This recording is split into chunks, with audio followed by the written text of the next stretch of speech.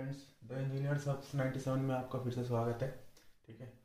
और ये VMC programming part 4 का ही आगे हम बढ़ते हैं। जी कोड पे मेरी पिछली वीडियो थी जिसमें जी कोड में हमने G04 तक पहुंचे थे। ठीक है। G00 क्लियर हो गया था, G01 क्लियर हो गया था, G02 क्लियर हो गया था, G03 और G04 क्लियर हो गया था। ठीक है। अगर जिस किसी ने पहली वीडियो नहीं देखी है, कृपया करके मेरी इससे पहली वाली वीडियो देखें जी कोड की। ओके। उसके बाद इस पे है, क्योंकि अगर आप शुरू से स्टार्ट करना चाहते हो तो आप शुरू से भी जा सकते हो। जो मेरी पार्ट 1 पार्ट 2 पार्ट 3 इस तरीके के वीडियोस बने पड़े हैं, उसमें जा करके आप देख सकते हो। तो आपको आगे की वीडियो मतलब कि पहले की जो पूरा का पूरा पता चल जाएगा, बेसिक चीज़ें पता चल जाएगी कि वीएमसी प्रोग्रामिंग स्टार्ट कैसे करते हैं, बेसिकली होता है क्या। ठीक है।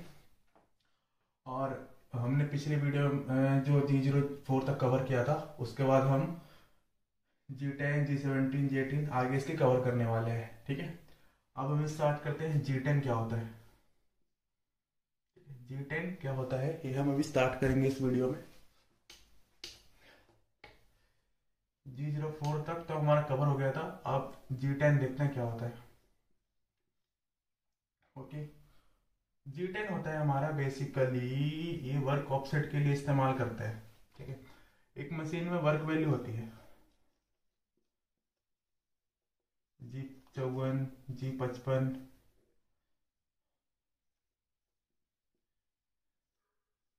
जैसे मशीन के अंदर वर्क वैल्यू खोलोगे तो आपको ये सारी चीजें दिख जाएगी और उसमें एक्स और वाई में वैल्यू लिखा हुआ आपको दिख जाएगा। ठीक है। तो G10 क्या करता है कि ये क्या करता है, जो इसके साथ जो वैल्यू पड़ा होगा, जैसे मान लो इसके साथ एक मैं अगर वर्क की प्रोग्राम बनाऊं तो ये होगा G10 G90 से स्टार्ट करते हैं। G90 G10 L2 P1 x की वैल्यू, y की वैल्यू और z की वैल्यू। ठीक है।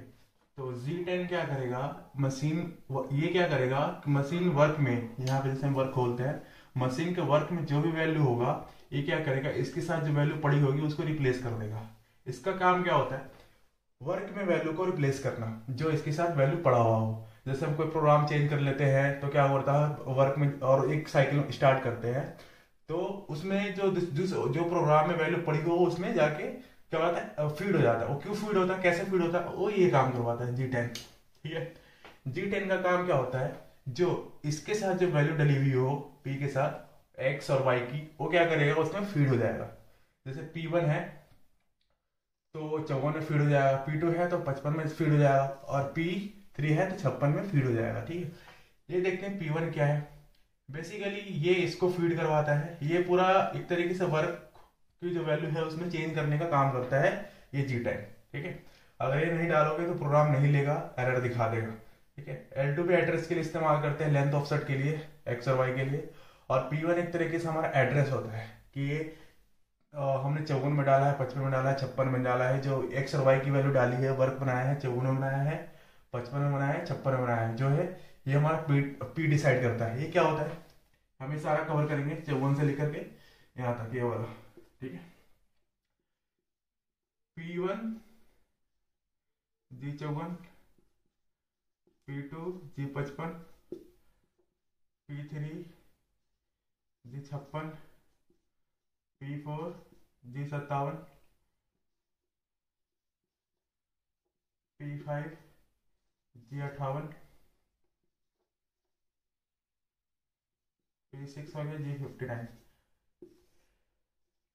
यहाँ तक ये जो वर्क है ये हम इस्तेमाल करते हैं। ये कैसे इस्तेमाल करते हैं मैं आगे प्रोग्रामिंग में बताऊंगा। बेसिकली मैं ये बता देता हूँ, ये एड्रेस है इसका, और ये ठीक है, इसको ये क्या करता है, ये आपस में इंटरलिंक होते हैं। जैसे भी आप वर्क बना रहे हो तो आप P1 की वैल्यू डालोगे तो G54 में लेगा, P2 की वैल्यू डालोगे G55 में लेगा, P3 की डालोगे तो G56 में लेगा। ठीक है। ये वर्क है। अगर इससे भी आगे जाना होता है तो हम P001 में जाते हैं तो 54.1 हो जाता है। P00 का 2 करेंगे तो G54.2 चला जाएगा। ठीक है। तो ये आगे की है बेसिकली, ये हम इतना नहीं जाते हैं, और ये आगे जब हम प्रोग्रामिंग करेंगे तब देख लेंगे। बेसिकली अभी हम क्या कर रहे हैं, वीएमसी में जी कोड का इंट्रोडक्शन देख रहे हैं। तो G10 हमने देखा, जब भी हम वर्क बनाते हैं तो वर्क का कुछ इस तरीके से ब्लॉक बना होता है। ठीक है। जिसमें G90 लगा होता है। G90 में बताता हूँ G90 क्या होता है। G10 हो गया L2 P1 X की वैल्यू और Y की वैल्यू Z की वैल्यू, ठीक है। G10 क्या करेगा, जो वर्क की वैल्यू जो मशीन में पड़ी होगी उसको रिप्लेस करके जो इसके साथ वैल्यू पड़ी होगी वो उसको फीड करेगा। L2 क्या होता है, लेंथ ऑफसेट के लिए होती है, ठीक है। P1 क्या हो गया हमारा, P1 एक तरीके से वर्क का एड्रेस होता है कि आपको G54 में डालना है कि 55 में डालना है, 56 में डालना है, 57 किस में डालना है, वो हम यहाँ से डिसाइड करते हैं। P1 डालेंगे तो 54, P2 डालेंगे तो 55, P3 डालेंगे तो 56। एक तरीके वर्क ऑफसेट है, वर्क कोड है, वर्क जी कोड है, जो ये वाला इस वाले को कवर करता है, ठीक है। तो हमारा ये कवर हो गया और ये कवर हो गया। इन जी कोड्स को इस्तेमाल कैसे करते हैं हम आगे वीडियोस में हम देखेंगे कि किस तरीके से जी कोड G54 G55 का इस्तेमाल करके हम प्रोग्राम बनाएंगे। ओके, पहले आप सिर्फ इंट्रो देख लो।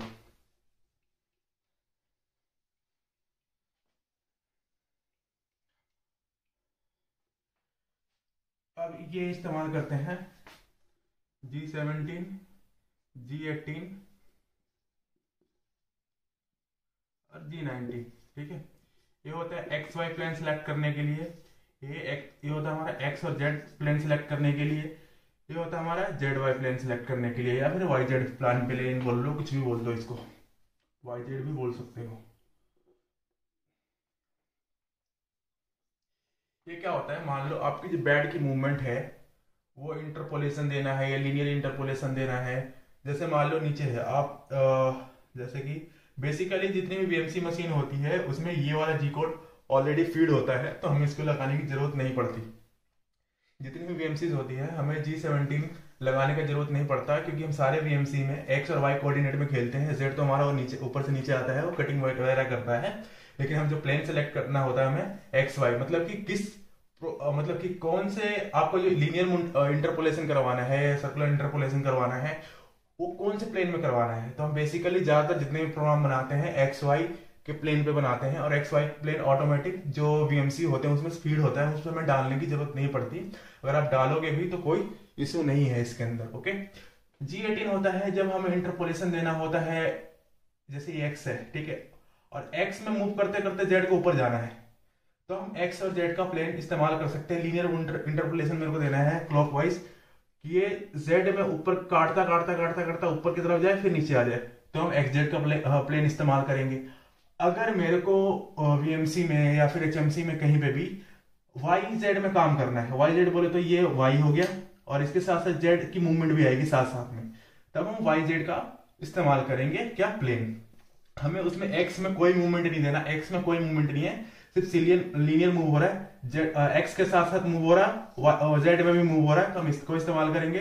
अगर वाई के साथ साथ जेड में मूव हो रहा है, ऊपर की तरफ या नीचे की तरफ कोई मूव कर बनाना है, मेरे को यू कर बनाना है या यू कर बनाना है पार्ट के ऊपर पार्ट के नीचे, तो हम इन दोनों का इस्तेमाल कर सकते हैं। अगर एक्स और जेड और वाई जेड में हमें कोई इंटरपोलेशन देना है तो, ठीक है। अगर हमें इनको कोई इंटरपोलेशन इस्तेमाल नहीं करना जेड एक्स और वाई जेड में, तो हम ये बेसिकली ये ऑटोमेटिक वीएमसी में फीड होता है और हम किसी से बना सकते हैं प्रोग्राम। ओके, हमें डालने की जरूरत नहीं, लेकिन अगर आप डाल भी दोगे तो कोई इशू नहीं है। अगर आप, क्योंकि हम जो भी प्रोग्राम बनाते हैं एक्स और वाई में ही बनाते हैं, एक्स और वाई प्लेन में ही बनाते हैं, क्योंकि हमारा ये है यानी लीनियर जो भी मूव करा रहे हैं, बैट को इधर मूव करा रहे हैं, उधर मूव करा रहे हैं, और एक्स वाई में ही मूव कराते हैं वो, ठीक है।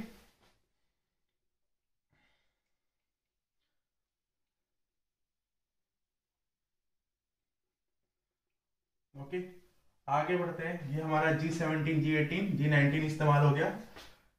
ये बेसिकली G17 G18 G19 जो होता है ये एक्स वाई प्लेन के लिए होता है। G18 जो होता है तुम्हारा एक्स जेड के प्लेन सेलेक्ट करने के लिए होता है। G19 जो होता है वो होता है हमारा वाई और जेड को प्लेन को सिलेक्ट करने के लिए इस्तेमाल किया जाता है। अब पढ़ते हैं G28। ये रेफरेंस कोड होता है। मान लो आपका टूल कहीं भी खड़ा है, ठीक है, जैसे मान लो ये मेरा बेड है, टूल मेरा यहाँ पे खड़ा हो गया। अब मेरे को मशीन को ये बताना है कि या तो मेरे को सिर्फ जेड को रेफरेंस करना है या सारे एक्सिस को रेफरेंस करना है, तो उसके लिए हम ये कोड इस्तेमाल करेंगे, ठीक है। जैसे कि G91 G28 X 0.0 Y 0.0 Z 0.0, अगर ये तीनों डालेंगे तो तीनों के तीनों पॉइंट रेफरेंस हो जाएंगे। G91 हम इसलिए इस्तेमाल करते हैं कि जिस पॉइंट पे रुका हुआ है उसी को रेफरेंस माने, उसी को जीरो माने और वहीं से अपने होम पोजीशन पे चला जाए। G90 इस्तेमाल नहीं कर सकते। G90 इस्तेमाल इसलिए नहीं कर सकते क्योंकि वो क्या करेगा, वैल्यू को जो पार्ट में हमने फीड किया है उसको जीरो मान के रेफरेंस करेगा, तो ओवर ट्रेवल के वगैरह के अलार्म आ सकते हैं। लेकिन अगर आप G91 इस्तेमाल करोगे, G91 और G90 क्या होता है मैं आगे बताऊंगा प्रोग्राम में, ठीक है, आगे हम बढ़ने वाले हैं। चलो मैं इसी में बताया था G90 G91 क्या होता है, इन दोनों को कवर कर लेते हैं पहले।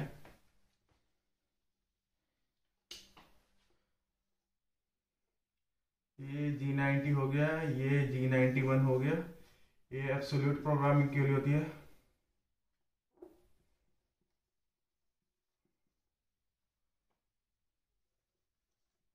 ये होती है इंक्रीमेंटल।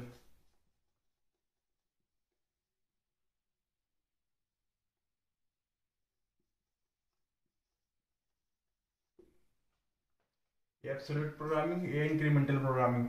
G90 का मतलब एब्सोल्यूट प्रोग्रामिंग, G91 का मतलब इंक्रीमेंटल प्रोग्रामिंग। दोनों में फर्क क्या होता है ये देखते हैं।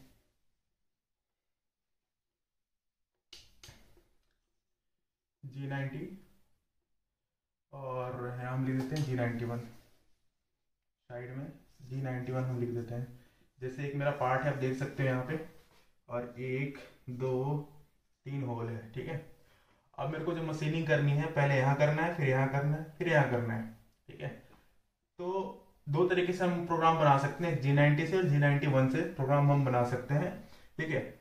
पहले हमारा जो टूल है यहाँ पे है, ठीक है, और मेरा ओरिजिन भी यहाँ पे है। ओरिजिन का मतलब होता है कि जो ड्राइंग स्टार्ट हो रही है, ड्राइंग के सारे डायमेंशन यहाँ से स्टार्ट हो रहा है, ठीक है। और इसी हिसाब से मैंने प्रोग्राम भी मशीन में बनाया हुआ है कि सबसे पहले मशीन क्या करेगी, इस पार्ट को, इस पार्ट में इस होल को जीरो मानेगी और इसी से सारे डायमेंशन को कैलकुलेट करेगी, ठीक है। अगर हमने G90 प्रोग्राम में ऐड किया है, G90 से हमने प्रोग्राम बनाया है, यानी कि एब्सोल्यूट प्रोग्रामिंग करी है, तो टूल यहाँ पे सबसे पहले मान लो यहाँ पे चलाना है, ड्रिल को यहाँ पे चला और उसके बाद यहाँ जाना है, ठीक है। तो यहाँ जाएगा, तो यहाँ जाने के लिए क्या डिस्टेंस कैलकुलेट करेगा, मान लो ये डिस्टेंस है, और ठीक है, पहले लीनियर डिस्टेंस देख लेते हैं। ये 30 है और ये 50 है, तो टोटल कितना हो गया, ये 5 3 80 हो गया, टोटल 80 mm हो गया। टूल को यहाँ से यहाँ जाने के लिए क्या करना पड़ेगा, 30 mm ट्रैवल करना पड़ेगा। यहाँ से यहाँ जाने के लिए 90 mm टोटल 80 mm ट्रैवल करना पड़ेगा। यानी कि जब हम इंक्रीमेंटल और एब्सोल्यूट प्रोग्रामिंग करते हैं, टूल को अगर यहाँ भेजना है तो यहाँ टोटल यहीं से डिस्टेंस कैलकुलेट होगा। अगर यहाँ से यहाँ भेजना है तो यहाँ से डिस्टेंस कैलकुलेट होगा, यहाँ से यहाँ भेजना है तो यहाँ से डिस्टेंस कैलकुलेट होगा। अगर जैसे यहाँ से यहाँ भेजा तो 30 mm चला जाएगा, यहाँ से यहाँ भेजा तो यहाँ से यहाँ भी भेजेंगे, यहाँ से अगर यहाँ भी जाएगा तब भी डिस्टेंस यहीं से कैलकुलेट होगा। यानी कि इस पोजीशन से या फिर किसी भी पोजीशन से टूल कहीं भी जाए, अगर हमने G90 का इस्तेमाल किया है तो जो वैल्यू कैलकुलेट कहाँ से होगी, यही इसी होल से, ओरिजिन से ही कैलकुलेट होगी। लेकिन G91 में क्या होता है, उल्टा होता है। G91 का मतलब क्या होता है, जिस जगह टूल चल रहा है उसी को जीरो मान लेगा। जैसे मान लिया टूल यहाँ पे चल रहा है तो इसको जीरो मान लिया, यहाँ गया तो यहाँ से जो डिस्टेंस है वो कैलकुलेट हो जाएगा। अब यहाँ से यहाँ जाना है तो टूल यहाँ से कैलकुलेट नहीं करेगा डिस्टेंस, यहीं पे जीरो हो जाएगा आकर के। और यहाँ से जो डिस्टेंस है, जैसे मान लो 50 mm है तो 50 mm ही लेगा, अगर आप पूरा डाल दोगे तो और आगे चला जाएगा, यानी इससे भी आगे चला जाएगा। यानी कि G91 क्या कहता है हमारा, कि जिस ओरिजिन पे जिस जगह पर टूल चलेगा उसी जगह को जीरो मान लेगा। एक ब्लॉक पढ़ा, एक ब्लॉक जैसे हमने G91 डाला और एक ब्लॉक रीड करवाया तो उसी जगह वो जीरो मान लेगा टूल को। जैसे X1 में हमने मूवमेंट करवाई तो वहीं पे क्या मान लेगा, उसको जीरो मान लेगा। उसके आगे जाने के लिए क्या करना पड़ेगा, वहां से डिस्टेंस मेजर करनी पड़ेगी। तो एक तरीके से बहुत ज्यादा कॉम्प्लिकेटेड हो जाता है किसमें, G91 में। इसलिए हम G90 का इस्तेमाल करते हैं, यानी कि एब्सोल्यूट प्रोग्रामिंग करते हैं, ना कि इंक्रीमेंटल प्रोग्रामिंग। इंक्रीमेंटल प्रोग्रामिंग क्यों नहीं करते, क्योंकि हमें बहुत ज्यादा कैलकुलेशन की जरूरत पड़ सकती है और पड़ेगी। और G91 एक तरीके से फायदेमंद भी होता है वहां के लिए जहां पे हमें इंटरपोलेशन देना हो, ठीक है, या फिर जहां पे हमें कोई रेडियस बनाना हो तो वहां के लिए इजी हो जाता है। ओके, वो आगे हम पढ़ेंगे किस तरीके से हमारे लिए इजी होता है।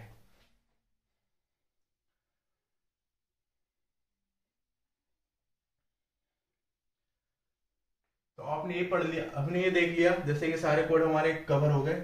G28 क्या कहता है कि टूल जिस भी पोजीशन में है वहां से हम रेफरेंस करने के लिए क्या कोड डाल सकते हैं, G28। उसके साथ क्या क्या डलता है, G91 G28, एक्स की वैल्यू, वाई की वैल्यू, जेड की वैल्यू। अगर बी एक्सिस भी रेफरेंस करना है तो बी एक्सिस को भी हम रेफरेंस कर सकते हैं। उसके लिए हम G28 का इस्तेमाल करते हैं टूल को रेफरेंस के लिए। और G91 हम क्यों इस्तेमाल करते हैं रेफरेंस के लिए, क्योंकि जहां पर टूल होगा उसी को अपना ओरिजिन मान लेगा, उसी को जीरो मान लेगा और वहीं से अपने होम पोजीशन पे चला जाएगा। ओके, आगे पढ़ते हैं हम G41, G40, G42, G40, G40, G41, G42। ठीक है, ये होता है nose radius composition of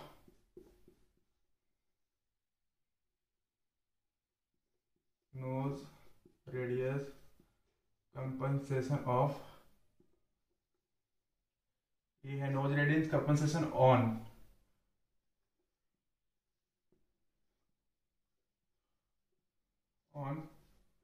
left side, nose radius compensation on right side.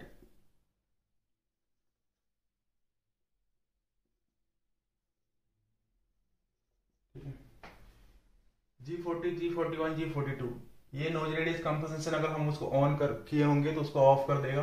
G41 nose radius compensation को ऑन कर देगा, कहां से, लेफ्ट साइड से, और ये 42 क्या यूज करेगा, राइट साइड से ऑन कर देगा। जैसे मान लो एक डायामीटर है, इसके अंदर टूल को ऑन करना है। ठीक है, तो हम क्या करते हैं, नोज रेडियस कंपनसेशन का हम प्रोग्रामिंग, ये बेसिकली आप ये देख लो कि ये G40, G41 और G42 का मतलब क्या होता है। हम इसके हिसाब से प्रोग्रामिंग करेंगे तो आपको सारा कुछ समझ में आएगा कि हम G41 क्यों यूज करना है, किस लिए इस्तेमाल करना है, G42 क्यों करना है, G40 क्यों इस्तेमाल करना है, अगर इनको इस्तेमाल किया तो क्या होगा, नहीं इस्तेमाल करें किया तो क्या होगा, हम आगे वीडियो में करेंगे। आगे जब हम प्रोग्रामिंग करेंगे, G40 का इस्तेमाल करेंगे तो उसमें मैं बताऊंगा। ऐसे अगर इसमें मैं घुस गया तो वीडियो लेंथी हो जाएगी। तो क्योंकि ये क्या है, बेसिकली इसको समझने के लिए आपको बेसिक प्रोग्रामिंग समझ में आना चाहिए। अगर बेसिक प्रोग्रामिंग आपको समझ में आएगा तभी हम इन चीजों को आप समझ पाओगे।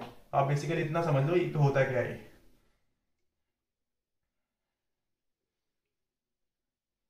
ओके, अब देखते हैं G40 हो गया, G41 हो गया, G42 भी हो गया।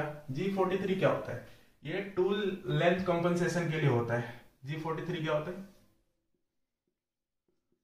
टूल लेंथ कंपनसेशन डाल दो या फिर एडजस्टमेंट डाल दो।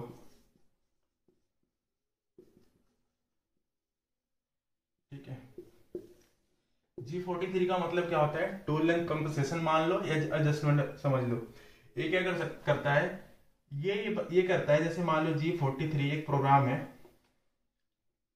जिसमें लिखा है G43H1Z 20.0, एक ब्लॉक हो गया हमारा ये।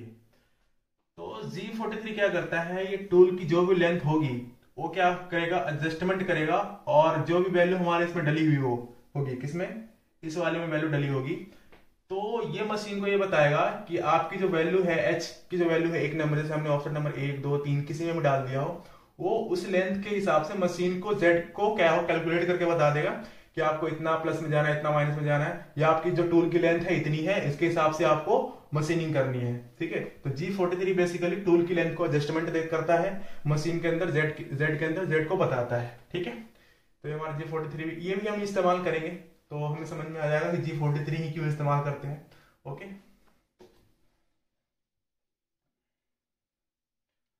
आगे जैसे ये हमने देख ही लिया कि क्या होता है, G43 हमने देख लिया, और G54 से J59 तक हमने यूज कर ही लिया कि वर्क कोऑर्डिनेट, ये सारे के सारे वर्क कोऑर्डिनेट के लिए होते हैं। वर्क कोऑर्डिनेट समझ लो इसको, या फिर वर्क ऑफसेट, इसको वर्क ऑफसेट भी बोल सकते हो, वर्क कोऑर्डिनेट भी बोल सकते हो। ये मैंने बता ही दिया कि होता है क्या है। अब हम पढ़ते हैं ये G68, G68 एंड G69।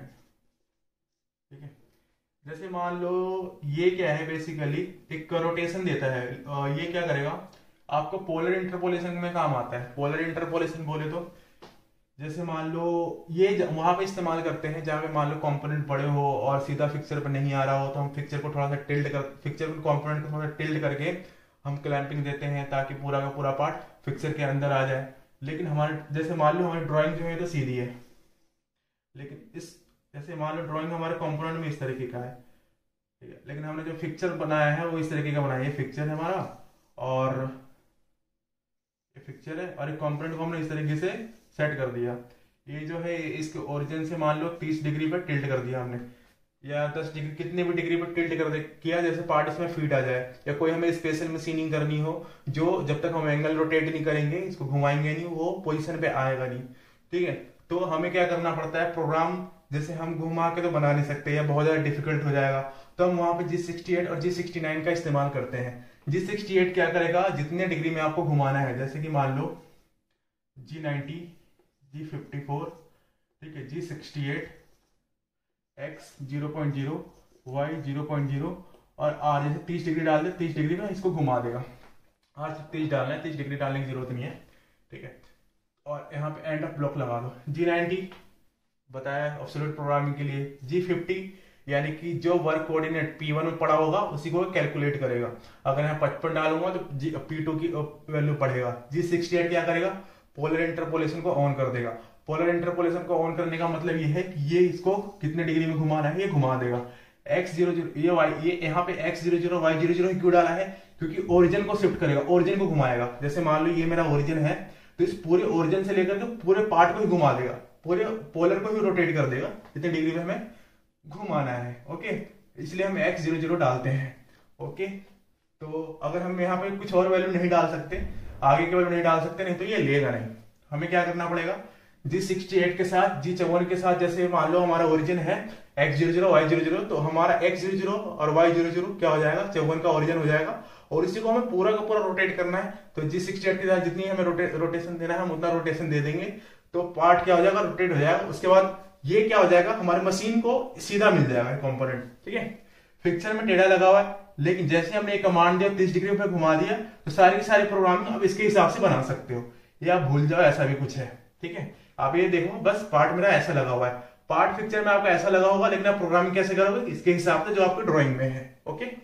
और G69 क्या होता है, G69 एक तरीके से जैसे कि हमने G68 से इसको ऑन किया घुमाने का, तो G69 क्या करेगा, जैसे हमने ऑन किया था और कहीं कहीं पे हमें रोटेशन नहीं चाहिए या दूसरे प्रोग्राम में रोटेशन नहीं चाहिए, तो हमें वहां पे क्या करना पड़ेगा, इसको ये डालना पड़ेगा।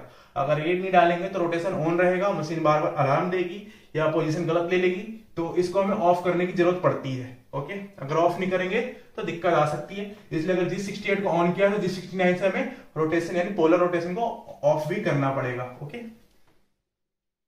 आगे बढ़ते हैं।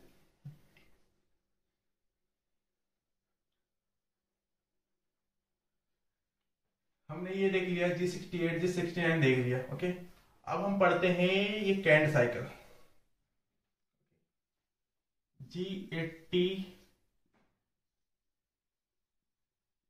कैंड साइकिल ऑफ या कैंसिल।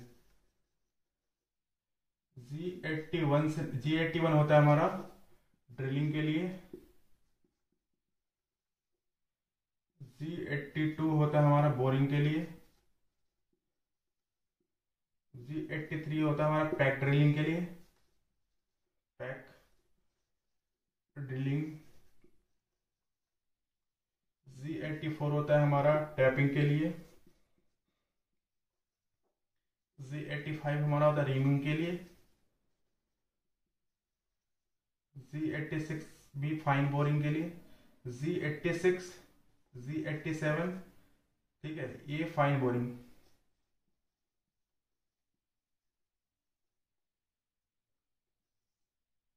फाइन बोरिंग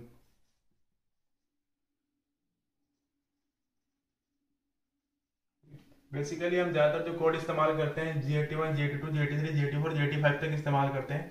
अगर कहीं पे बोरिंग साइकिल स्टार्ट करना हो, बोर बड़ा हो और हमने स्पेशल टूल लगा रखा हो उसके लिए, जैसे VMC में, तो हम G86 G87 पे हम जा सकते हैं, ठीक है। लेकिन हम जो मोस्टली जो ज्यादातर इस्तेमाल करते हैं वो कहाँ तक इस्तेमाल करते हैं, यहीं तक इस्तेमाल करते हैं, या यहाँ तक ले लो आप। इससे आगे G89 तक भी जा सकते हो, सारे साइकिल बोरिंग के लिए ही होते हैं या रीमिंग के लिए कह लो, रीमिंग के लिए होते हैं। लेकिन जो हम ड्रिलिंग मेन जो हमारा क्या होता है, ड्रिलिंग, पैक ड्रिलिंग, टैपिंग और रीमिंग, और एक फाइन बोरिंग ले लो और एक बोरिंग ले लो। इन्हीं में हम सारे प्रोग्राम बनाते रहते हैं और इन्हीं कोडों से हम मैक्सिमम के 99% प्रोग्राम को कवर कर लेते हैं। क्योंकि ज्यादातर हम क्या करते हैं, कंपोनेंट के अंदर ड्रिलिंग करते हैं, टैपिंग करते हैं, रीमिंग करते हैं, ठीक है। इंटरपोलेशन के लिए हम G01 का इस्तेमाल कर लेते हैं, सर्कुलर के लिए G02 G03 का इस्तेमाल कर लेते हैं, ठीक है।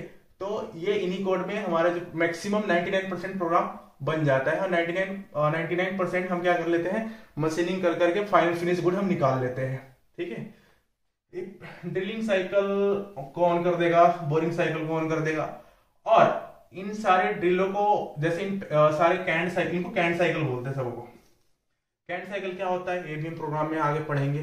कैंट साइकिल का मतलब क्या होता है, जैसे कि एक मैं अगर सिंपल सा प्रोग्राम बनाऊं जैसे कि G90 G98, ये भी पढ़ेंगे G98 क्या होता है, G90 G98। उसके बाद G90 नहीं भी डालो तो कोई इशू नहीं क्योंकि आपने ऊपर डाल रखा है G81। उसके बाद हमने डाल दिया Z माइनस का मान लो 10 mm जाना है 10.0, R डाल दिया 2 mm 2.0 और फिर डाल दिया आपने 200, ठीक है। ये हमने एंटर ब्लॉक लगाया, यहाँ पे एंड ऑफ ब्लॉक यहाँ पे लगाया। इसका मतलब ये पूरा का पूरा यहाँ से लेके यहाँ तक कवर हो रहा है ब्लॉक, एक ही ब्लॉक है पूरा, ठीक है। जैसे ये हमने साइकिल डाला, ये जैसे ही ऑन किया तो हमारा कैंट साइकिल ऑन हो जाएगा। और ड्रिलिंग साइकिल G81 का मतलब होता है हमने ड्रिलिंग साइकिल को ऑन कर दिया, ठीक है। और जैसे ये है मेरा कंपोनेंट, ये हमारा जैसे कि है ये फेस है, यहाँ से 10 mm मेरे को ड्रिलिंग करनी है, इस फेस से 10 mm तक मेरे को। तो जैसे कि आप देख सकते हो ये मेरा फेस है, यहाँ से 10 mm Z में हमें क्या करनी है, ड्रिलिंग करनी है, ठीक है। 10 mm मेरे को ड्रिलिंग करनी है। तो हमने पहले सबसे पहले ड्रिलिंग साइकिल के लिए G81 इस्तेमाल कर लिया और Z हमने 10 mm डाल दिया, R की वैल्यू 2 रख दी। R जैसे ये हमें पता है ये मेरा 00 है, ये जो है 00 है, Z 0.0 है, यानी हमने मशीन को वर्क ऑफसेट में ये बता रखा है इस फेस का ये 0.0 है। अब यहाँ से अगर इस फेस से नीचे जाओगे तो माइनस में और इस फेस से ऊपर जाओगे तो प्लस में, ओके। तो जैसे कि मेरे को ड्रिलिंग साइकिल यहाँ से स्टार्ट करनी है इस फेस से, तो 10 mm नीचे तक यहाँ से ड्रिलिंग स्टार्ट होता हो जाएगा और नीचे तक जाएगा। तो यानी कि Z 10 mm तक जाएगा, 10 mm के बाद वो रैपिड में ऊपर उठ जाएगा। तो कैंट साइकिल बेसिकली क्या करता है, आपको जैसे कि जितने mm तक डेप्थ में जाना है उतने mm तो फीड में जाएगा जो आपने फीड डाल रखा है। और उसके बाद क्या हो जाएगा, ये R की वैल्यू जैसे आपने 2 डाल रखी है, G98 इस्तेमाल किया है तो Z की वैल्यू जैसे मान लो G43 और H1 डाल दो जैसे, और Z की वैल्यू आपने 30.0 डाल दिया, ठीक है। तो होगा क्या कि जैसे कि आपने हमारी मशीनिंग हुई, मशीनिंग होने के बाद Z की वैल्यू Z 10 mm काटने के बाद तो रैपिड में ऊपर आएगा, कितने mm ऊपर आएगा, ये 30 mm ऊपर आएगा। और R2 का मतलब क्या होता है, आपने R2 प्लस में डाल रखा है, यहाँ माइनस नहीं लगा रखा है इसके आगे। तो क्या करेगा G98 क्या करेगा, रैपिड में 2 mm ऊपर तक लेके आएगा टूल को। टूल को क्या करेगा, अगर जैसे कि हमने 0.0 डाल देंगे यहाँ पे R की वैल्यू, तो क्या होगा, टूल एकदम से हीट करेगा रैपिड में आकर के नीचे फेस एरिया पे और क्या करेगा, टकराएगा, टूट जाएगा। तो हमें क्या करना पड़ता है, फीड यानी कि 200 की जो फीड है वो थोड़ा ऊपर से लेना पड़ता है। कितने ऊपर से लेना है ये हमें R की वैल्यू में पता चलेगा। R की वैल्यू हमने कितनी डाली, 2 mm, यानी कि इस फेस से 2 mm ऊपर तक टूल आके रुकेगा फुल रैपिड में और यहाँ से फीड में स्टार्ट होगा, यानी धीरे धीरे जितना हमने फीड डाला है उस फीड से नीचे नीचे जाएगा। और फिर यहाँ पे थोड़ा सा जैसे ही 10 mm होगा यहाँ पे मतलब एक तरीके से अपना कैंट साइकिल खत्म करेगा और रैपिड में ऊपर जाएगा, कितने mm, 30 mm। अगर हमने यहाँ पे जैसे कि ये G98 इस्तेमाल किया है, अगर हम G99 इस्तेमाल करते तो क्या होता, अगर हम G99 इस्तेमाल करते तो क्या होता, जैसे कि G98 में टूल मशीनिंग करने के बाद कहां पे रुक रहा है, Z30 पे रुक रहा है। लेकिन अगर G98 डालते तो क्या कहां आके रुकता, Z2 के ऊपर आगे रुकता। यानी कि G98 में टूल ये 30 mm है 0 से ऊपर, तो 30 mm पे आके रुकेगा। और G99 में कहां पे रुकेगा, 2 mm, जैसे कि R की वैल्यू 2 mm है तो 2.0 पे आके रुकेगा। लेकिन हम G99 एक तरीके से खतरनाक होता है, G99 का इस्तेमाल इसलिए नहीं करते, मान लो जैसे कि बीच में 2 mm से ऊपर ब्लॉक आ गया कुछ और यहाँ पे भी मशीनिंग होनी है तो यहाँ पे टकरा के टूट सकता है, ठीक है। तो इसलिए हम G98 का इस्तेमाल करते हैं ताकि 30 mm ऊपर आकर रुके और ये हाइट जैसे मैक्सिमम जो हाइट है इसकी, मैक्सिमम हाइट के ऊपर से हम इसके जो जितनी हाइट है उसके हाइट से ऊपर हम Z की वैल्यू डाल देते हैं और हमारी मशीनिंग इजीली हो जाती है। ये सारी चीजें मैं बताऊंगा प्रोग्राम में एक एक करके 1 by 1 करके क्लियर करेंगे, ठीक है। ये सिर्फ आपको बेसिकली ये समझाना था कि G98 और G99 क्या होता है और ये सारे के सारे क्या होता है। अगर यहीं पे हम 82 डाल देंगे तो हमारे बोरिंग साइकिल स्टार्ट हो जाएगा। G83 डाल देंगे तो पैक ड्रिलिंग स्टार्ट हो जाएगा। लेकिन पैक ड्रिलिंग के साथ साथ हमें क्यू की वैल्यू डालनी पड़ती है। पैक ड्रिलिंग क्या होता है, जैसे कि मान लो लंबा ड्रिल करना है, लंबा होल करना है, तो एक बार में हम ड्रिल को पास करवाएंगे तो क्या होगा, ड्रिल टूट भी सकता है या फिर डिफ्लेक्ट भी हो सकती है। तो हमें क्या करना पड़ता है उसमें, जैसे कि ये टूल यहाँ आया तो यहाँ आने के बाद फिर ऊपर जाएगा, फिर नीचे आएगा, फिर ऊपर आएगा, नीचे आएगा। इससे क्या होता है, ड्रिल टूटता नहीं है, डिफ्लेक्ट नहीं होता है। तो उस केसेस में हम पैक ड्रिलिंग का इस्तेमाल करते हैं। ठीक है, तो ये सिर्फ इंट्रो था। आपने इंट्रो देख लिया कि कौन सा कोड किसके लिए इस्तेमाल होता है। जब हम किसी ड्राइंग को लेकर के हम प्रोग्रामिंग करेंगे तो आपको सारी चीजें क्लियर हो जाएगी। ओके,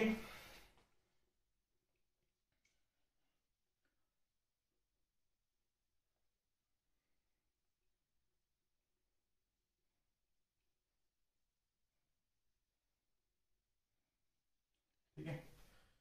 तो हमने क्या देख लिया, ये सारा कवर हो गया, ये कवर हो गया, ये यहाँ तक सारा कवर हो गया। और हमने G91 भी देख ही लिया क्या होता है। G98 और G99 भी हमने कवर कर लिया। तो मेरे हिसाब से ये सारे वैसे कोड हैं जो बिल्कुल हम 99% जैसे मैंने बताया कि ये प्रोग्रामिंग के लिए इस्तेमाल किए जाते हैं। तो यही इन्हीं सारे कोड से 99% आप प्रोग्रामिंग मतलब कि लोग करते हैं और इन्हीं के बेस पे सारे प्रोग्राम बनते हैं।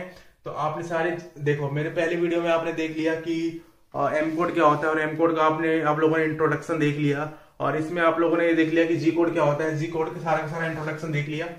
ये वीडियो बेसिकली 2 पार्ट में है। पहले तो हमने G04 तक कवर किया था। इस वीडियो में हमने पूरी की पूरी G04 एंड 10 से लेकर के G99 तक इस्तेमाल कर लिया। और हमने सबों का एक एग्जाम्पल लेकर के देखा कि कौन सा कोड कहाँ पे इस्तेमाल होता है और क्यों इस्तेमाल होता है। आगे हम पढ़ेंगे कि आगे हम बेसिकली जैसे कि थोड़ा टूल के बारे में पढ़ेंगे कि कौन से टूल क्या होता है, ड्रिल क्या होते हैं, रीमर क्या होता है, ठीक है, बोरिंग टूल क्या होते हैं, और जैसे कि मशीनों के स्पेसिफिकेशन देखेंगे, कौन सा बीटी होता है, किस तरह के बीबीटी टूल या बीटी टूल का इस्तेमाल करते हैं, टेपर क्या होता है, वो देखने के बाद फिर हम एक ड्राइंग लेंगे कोई, और कोई ड्राइंग लेने के बाद हम मशीनिंग यानी प्रोग्रामिंग स्टार्ट कर देंगे। ओके, और जो पहली बार आ रहे हैं मेरे इस चैनल पे, कृपया करके द इंजीनियर्स हब 97 को सब्सक्राइब कर लें और वीडियो अच्छी लगे तो लाइक कर लें, उसको शेयर भी करें, कमेंट भी करें।